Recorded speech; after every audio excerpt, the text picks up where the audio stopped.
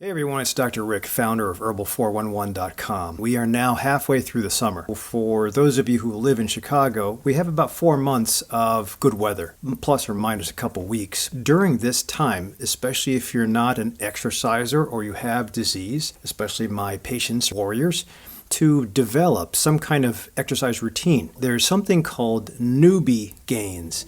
Newbie gains is when anybody that exercises with any form of exercise, whether it's endurance, it's strength and power, or it's hypertrophy, anybody that does anything regardless of what you eat, regardless of the nutrition, will actually have gains in strength, endurance, and size. That won't hold you for too long. There's something about the muscle sarcolemma, the actin and myosin filaments that just respond to new introduction of exercise. If you have noticed some really nice improvements, please don't just stop at that. Exercise is not cookie cutter. When it comes to optimization of your health or longevity, you really have to have a personally designed template of exercise, nutrition, sleep practice, mindfulness practice to get to that point of success. Whether the success with longevity is just beating disease, reversing disease, or living till 100, I think that's a good goal. In fact, yesterday I took one of my groups out for a hike in Fullersburg Woods, and we came across one of the hikers in the woods on a walker, and I thought, man, that's admirable. I had to, as a doctor, keep eyes on him because I was worried he might fall down. As we came around to finish our hike, 5 miles, we saw him putting his walker away, and it fell to the ground, so I thought I'd help him. In the small conversation that we had, I asked him, "How old are you, sir?" And he told me 96 years old. 96 years old.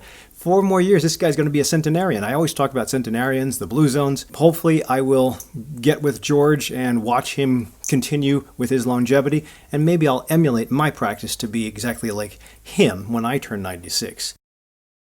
The bottom line is that everybody has a different way to do it. If you are just beginning, kudos to you. But we might have to switch up a couple things, especially being halfway through our summer. The problem with Chicago is that as soon as it turns dark or cold, the enthusiasm and motivation to continue exercise, especially outside, is somewhat thwarted. And I think it's important for your doctors, your healthcare providers, or your trainers to help you make actionable changes. Now, if you on January 1st say, I want to lose 100 pounds and get to have a six-pack, that might be a little bit too high of a goal, and that's usually why people will tap out within 2 weeks of New Year's, because it's too hard. And the suffering that comes with that, especially if you're gung-ho, that shouldn't be. So that's why I wanted to explain to my warriors today. If you're not one of my patients, you probably should click off because this is private information. If you do want to listen forward, just use this as educational advice and take the information to your doctor and see what they say can pertain to you. So my warriors, the idea is if we have 4 months, June, July, August, September, and we have to start with experimenting on a new exercise routine that you never did before because the old one never served you. We only have 2 months to kind of fine-tune that. Usually newbie gains will get you something. But we also have 2 more months to perfect it before tucking it away for winter in Chicago.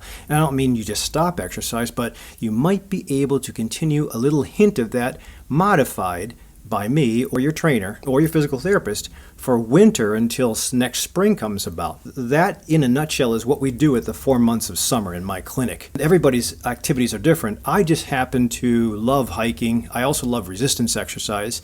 I love cardio. So I love it all because I know the power of being successful with each of those 3 different types of exercise. The formula, it's almost like an algorithm that has multiple variables.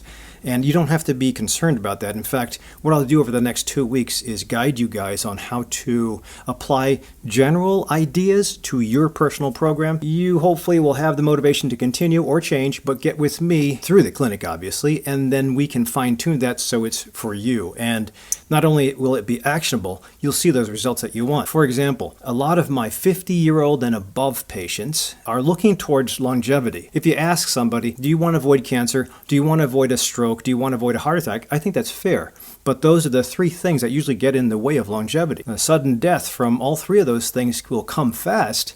So if you fine-tune your life to maybe postpone that, And again, working and living your life and lifestyle like George, my 96-year-old hiker in a walker. I don't know his whole story, but it's just so admirable to see somebody getting out. Because, sorry guys, the warriors that I have that said, it's too cold out, or I'm too busy, or my foot hurts, or my knee hurts, I honor that.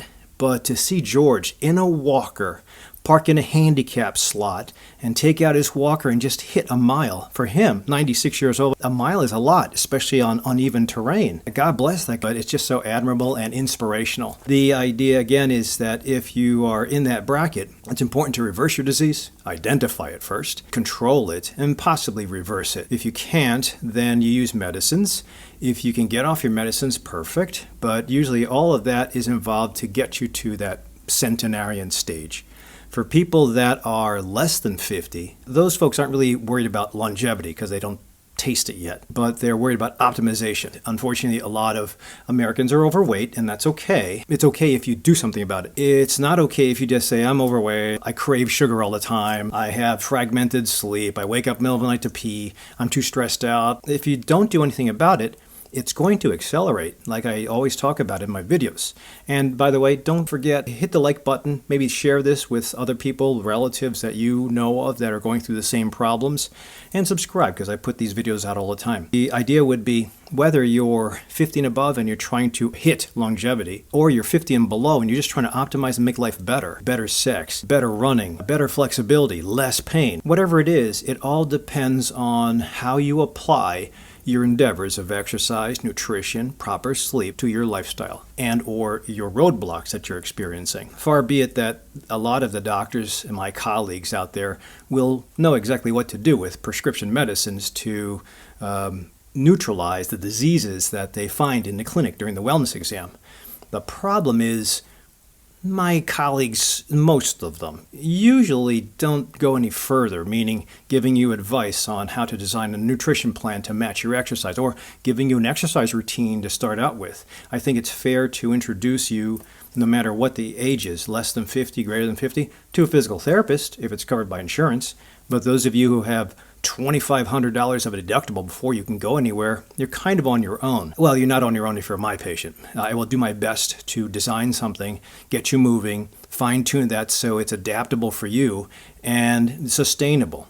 The best exercise is not cardio, is not resistance, it's not endurance, it's not power. The best exercise is the one that you'll continue doing. Those of you who say, I know what to do, I just have to do it, you don't know what to do because of the fact that if you're not doing it, it never resonated with you. And how are we going to expect to keep on applying those kind of exercises and nutrition practice in the long run? If I'm depending on reversal of disease, elimination of medicines for the next 1 to 3 decades, it's important for you to be able to make these changes last. If somebody taught you and you came up with an exercise routine that helped you drop weight, but you could not sustain it, that probably is not your routine. There's no one diet, no one exercise type that serves everybody. I'll try to break it down in the next couple weeks to make it actionable so that you can apply it to your personal plan. Those of you who do follow me, I try to make things easy. If you're looking for, say, power or strength, then you can actually exercise every day like I do, or like I did. It was serving me to chop down weight, to lose body fat. But now I'm on a 4-week surge to grow muscle. The plan of exercise and nutrition for cutting is not the same plan for building and developing hypertrophy. Hypertrophy is when you grow muscle. And you don't have to do that. I just feel that with the right exercise, I can get strength and hypertrophy together. I'm a muscle guy. I'm a bodybuilder from age 18. I just like the way my muscles feel, the way I look. It gives me confidence, so I'll go for hypertrophy. There's just a slight difference in the way I would apply it to my patients. If you have a cardiovascular issue, high blood pressure, history of heart disease, peripheral vascular disease, then you might not want to do power and strength, definitely not hypertrophy. You might just want to do cardiovascular tone. The exercises we do for that will be more endurance exercises. That's totally different than the stuff for strength and power, and that's totally different than the stuff for hypertrophy. So hopefully you're following along. And again, if you subscribe to my channel, I'll have a couple of videos over the next couple of weeks that will hopefully elucidate these ideas more succinctly. We want to make some changes. It's halfway through the summer, so it's time to change a couple more. If you were successful with the exercises that you did, the nutrition plan that served your exercises, your sleep quality, great. But since we only have 2 more months before it starts getting cold, my suggestion would be turn up the volume. Or, assuming that you only have newbie gains, maybe we start to design things that will include power. A lot of my 50-year-old and above patients will say, especially females, I don't want to get bulky. And I got news for you. Even if you exercise a year to 2 years, only resistant, you're not going to get bulky. It's taken me at least since the age of 18, turning 60 next month, taking me this amount of time to whittle away on my fat percentage, increase my muscle mass and percentage, and also keep my cholesterol, insulin levels, the glucose levels.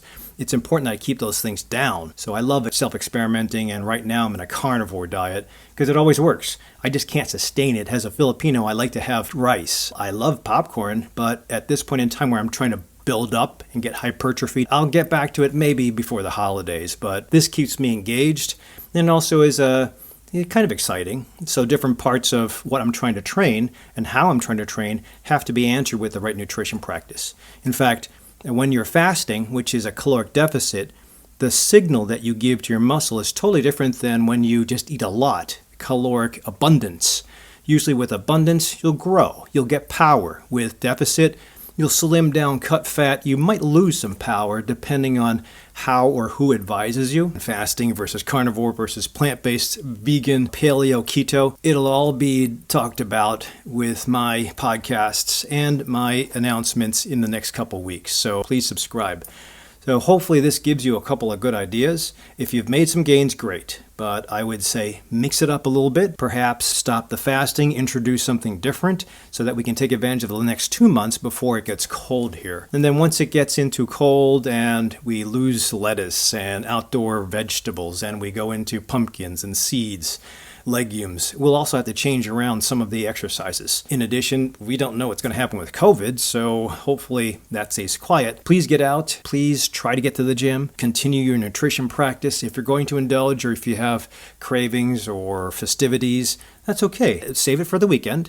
But 5 days a week, Monday to Friday or Monday to Thursday, 4 days a week, at least be strong with what you're doing, committed, and have a goal. If you don't have a goal, you'll get lost and you'll get frustrated and you'll drop what you're doing. You'll become one of those, I know what to do, but I just have to do it. Don't be one of those people. Try to find your own groove, stick to it, make it exciting, and change it up every once in a while. If you're not sure what to do, come be my patient or seek out somebody in your area that's proficient with designing lifestyle changes, and hopefully we all live to George's age together. Thanks for watching. I'll see you at the next video.